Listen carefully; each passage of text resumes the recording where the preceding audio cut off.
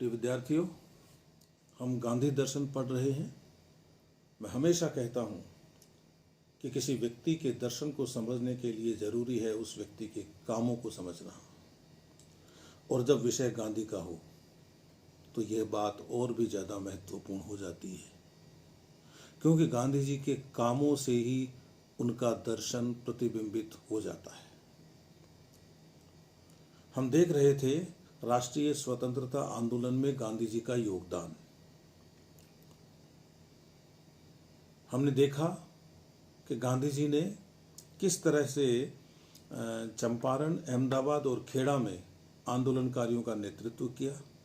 हमने देखा कि गांधी जी ने देश में असहयोग आंदोलन चलाया। हमने देखा कि गांधी जी ने सविनय अवज्ञा आंदोलन चलाया।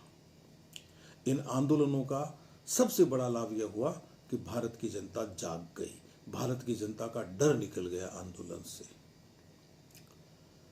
सविनय अवज्ञा आंदोलन की परिणति गांधी इरविन समझौते में हुई थी, लेकिन अंग्रेजों ने समझौते की भावना की कद्र नहीं की, क्योंकि उनकी नीयत नहीं थी कि वे भारत छोड़कर चले जाएं। इसके बाद में क्या हुआ? तो इसके बाद में गांधी जी से कहा गया कि आपको सविनय अवज्ञा पुनः प्रारंभ करना चाहिए। गांधी जी ने कहा कि ठीक है, पहले मैं वायसराय से बात कर लेता हूं, लेकिन वायसराय ने बात करने से मना कर दिया और जनता में आक्रोश की लहर दौड़ गई। गांधी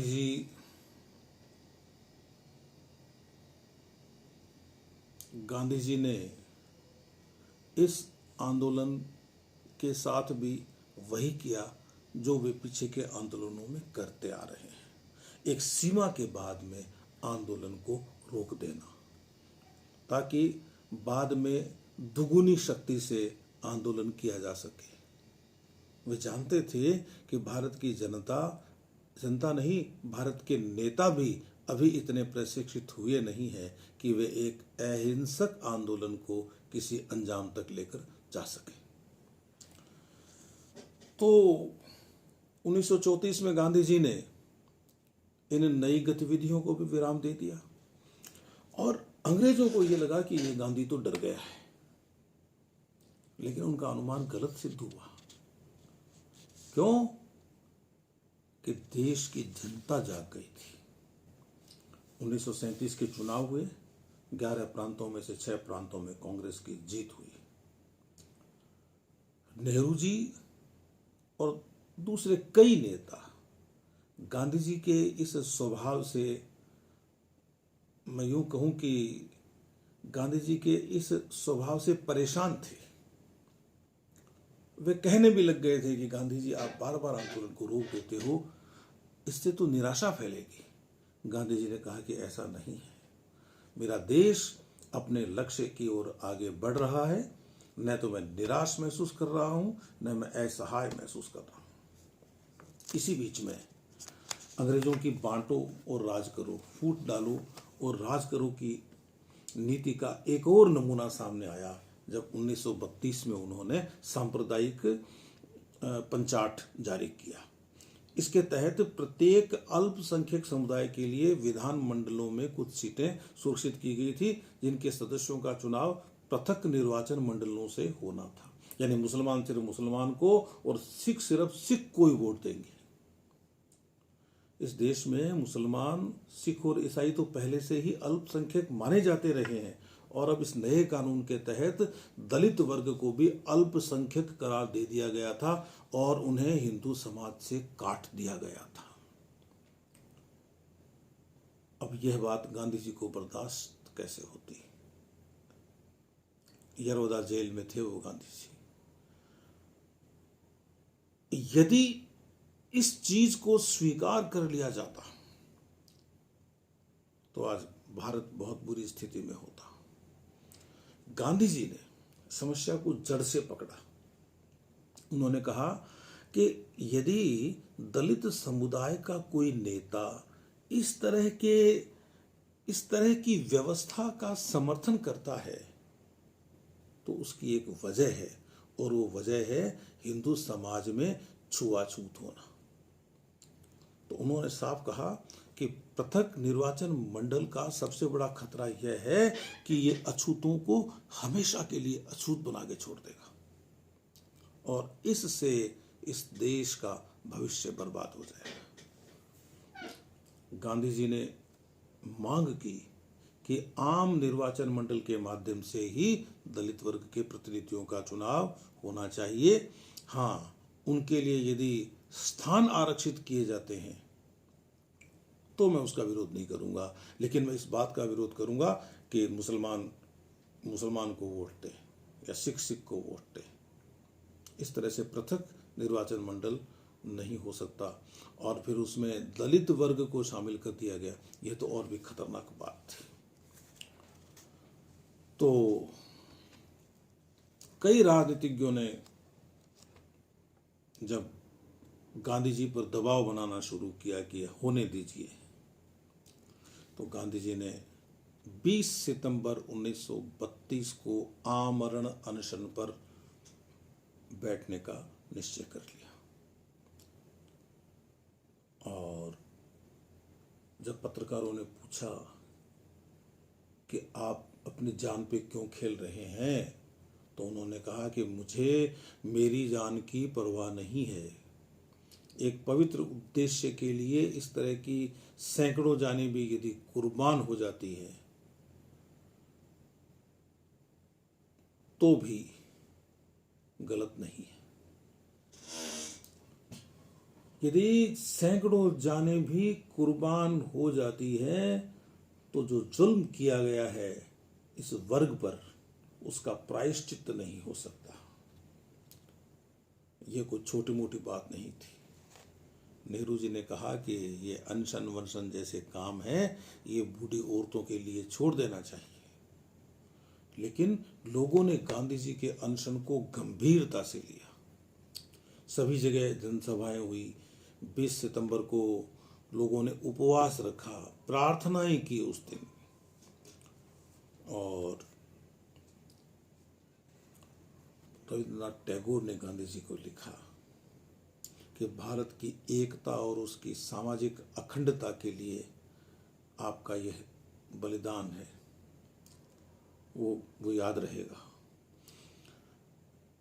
व्यथित हृदय से हम आपके अनशन को स्वीकार करते हैं और आपके प्रति हमारा आदर और प्रेम इससे बढ़ रहा है। विभिन्न राजनीतिक विचारधाराओं के नेता ये समझ लीजिए कि मध्यस्थता करने के लिए भी तैयार हुए। इसमें मदन मोहन मालवीय, MC रजा, BR अम्बेडकर, ये लोग सक्रिय हो गए। और यह सारा प्रकरण अलग से पढ़ाया जाना चाहिए, लेकिन जिस अध्याय को हम पढ़ रहे हैं उसकी एक सीमा है।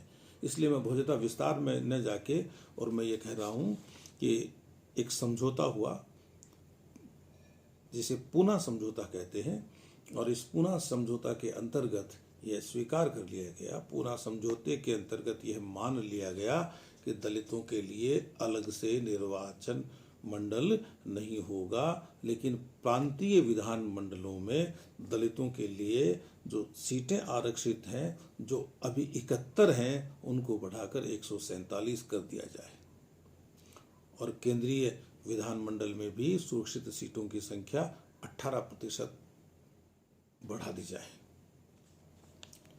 गांधी जी ने कहा कि मैं अपने हरिजन भाइयों को विश्वास दिलाता हूं कि इस समझौते का पूरा पालन होगा। और 2 साल तक गांधी जी ने सक्रिय राजनीति को छोड़कर और छुआछूत के विरोध में अपने आप को संलग्न कर लिया। मैं बार बार कहता हूं कि राष्ट्रीय आंदोलन का मतलब प्रत्यक्ष राजनीति नहीं होती है। इसीलिए मैं यह जिक्र कर रहा हूं कि यह समय उन्होंने छुआछूत के विरोध में लगाया। उन्होंने 1930 में ही साबरमती आश्रम तो छोड़ दिया था और प्रतिज्ञा की थी कि मैं स्वराज मिलने के बाद ही साबरमती आश्रम में लौटूंगा। तो वर्धा से 1933 की बात है, 7 नवंबर 1933 को वर्धा से उन्होंने अपनी हरिजन यात्रा आरंभ की। 9 महीने तक विदेश में घूमते रहे। 20,000 किलोमीटर की उन्होंने यात्रा की। इसमें ट्रेन में, कार में, बैलगाड़ी में, जहाँ जो साधन मिला उस साधन से, और जगह जगह जाकर यह जागरण फैलाया कि यह देश नहीं टूटना चाहिए, इस देश की समरसता नहीं टूटनी चाहिए। और फिर 2 बार 8 मई और 16 अगस्त 1933 के वर्ष में गांधी जी 2 बार अनशन पर बैठे और बोले, मैं किसी के विरोध में अनशन पर नहीं बैठ रहा हूं, मैं तो अनशन पे इसलिए बैठ रहा हूं कि मेरे जो समर्थक हैं वो इस मुद्दे की गंभीरता को समझें कि मैं क्या विषय लेकर, मैं क्या बात लेकर लोगों के बीच में जा रहा हूं। और कहा कि यह मेरी अनशन मेरी अंतरात्मा की पुकार है, मेरी चेतना का निर्देश है और मैं यह करूंगा। 8 मई 1933 का जो अनशन था उसका तो उनकी पत्नी कस्तूरबा ने भी विरोध किया।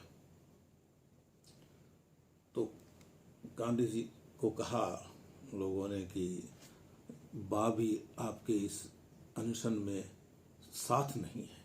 तो गांधी जी का उत्तर था कि बा से कहना कि उनके पिता ने उन्हें एक ऐसे जीवन साथी के हाथों में सौंपा है जिसके साथ कोई भी दूसरी औरत रह नहीं पाती। उनका प्रेम मेरे लिए बहुमूल्य निधि है, लेकिन उन्हें अंत तक साहसी बने रहना चाहिए। मैंने यह बात इसलिए कही कि आप अनुमान लगा सको कि गांधी जी अपने संकल्प के प्रति कितने समर्पित थे। गांधी जी को स्थान स्थान पर कट्टरपंथियों का विरोध सहन करना पड़ा। 25 जून 1924 को तो पूना में एक कार पर बम फेंका गया, यह मानकर कि इसमें गांधी जी बैठे होंगे। तो इस तरह से वो लगातार जागरण करते रहे। वो ये कहते भी रहे कि मंदिरों में आप इनको क्यों नहीं प्रवेश करने दे रहे हो। उन्होंने कहा कि अपने ही हिंदू भाई उन्हें मंदिरों में, जिन्हें हम झूठ मूठ में ईश्वर का घर मानते हैं, घुसने नहीं देते, ये अच्छी बात नहीं है। वो हिंदू शास्त्रों का उल्लेख करके कहते कि किसी भी शास्त्र में कहीं भी छुआछूत को मान्यता नहीं है, और यदि कहीं किसी ने लिख भी दिया है तो हमारे हरिजन भाइयों को चिंता नहीं करनी चाहिए। जो लिख दिया है वो अंतिम नहीं है, सत्य किसी पुस्तक का बंधक नहीं है, और यदि कोई शास्त्र, यदि कोई ग्रंथ मानव की गरिमा की अवहेलना करता हो तो उसको नकार देना चाहिए। गांधी जी का कहना था, अंबेडकर ने बार बार अविश्वास प्रकट किया गांधी जी पर। मैं कैसे मान सकता हूं कि गांधी जी इसका विरोध करेंगे। गांधी जी तो खुद एक उच्च कुलीन व्यक्ति है। तो गांधी जी का क्या, मैं क्या करूं इसमें, मेरा जन्म जहां हुआ वहां हुआ। तो गांधी जी ने कहा कि मुझ पर भरोसा न करने का उन्हें पूरा हक है। आखिर मैं भी तो तथाकथित उसी उच्च वर्गीय हिंदू समाज का ही अंग हूं जिसने हरिजनों पर अत्याचार किए हैं और शोषण किया है। लेकिन मेरा जन्म मेरे वश में नहीं था, लेकिन मैं वह कर्म नहीं करूंगा जिससे यह पता चले कि मैं छुआछूत करता हूं। गांधी जी ने पूरे हिंदू समाज को चेतावनी दी कि यदि छुआछूत का रोग खत्म नहीं हुआ तो हिंदू समाज एक दिन खत्म हो जाएगा। फिर गांधी जी ने कहा, देखो ये छुआछूत एक अलग चीज है, अंतरजातीय विवाह और दूसरे मुद्दे अलग चीज है। और उन्होंने ये कहा कि छुआछूत और जाति निवारण भी दो अलग अलग चीजें हैं। वे वर्णाश्रम व्यवस्था का समर्थन करते थे। बोले जिस रूप में वो आई थी व्यवस्था उस रूप में बुरी नहीं थी, उसको खंडित कर दिया गया बाद में, तो मैं तो उस व्यवस्था के मूल स्वरूप का समर्थन करने वाला हूं। वर्णाश्रम धर्म की अपनी खामियां हैं, लेकिन उसमें कोई पाप नहीं है, लेकिन छुआछूत पाप है। उनका कहना था कि छुआछूत जाति प्रथा के कारण नहीं, बल्कि उच्च और निम्न के एक आभासी बंटवारे के कारण है, कृत्रिम बंटवारा है वो। जातियां यदि एक दूसरे की पूरक होकर काम करें तो जाति प्रथा क्या बुरी है। यदि कर्म पर आधारित व्यवस्था मानकर चलें तो क्या बुरी है। गांधी जी की बात कर रहा हूं मैं। न तो कोई जाति ऊंची होती है न कोई जाति नीची होती है, सब मिलकर काम करें। इस तरह से गांधी जी ने अपने आगे के 2 साल और हरिजन उद्धार में लगाए और कहा कि यह कोई राजनीतिक आंदोलन नहीं है, यह समाज के शुद्धिकरण का आंदोलन है। और इसके बाद गांधी जी ने क्या किया राष्ट्रीय आंदोलन में, यह मैं आपको अगली कड़ी में बताऊंगा। तब तक के लिए नमस्कार।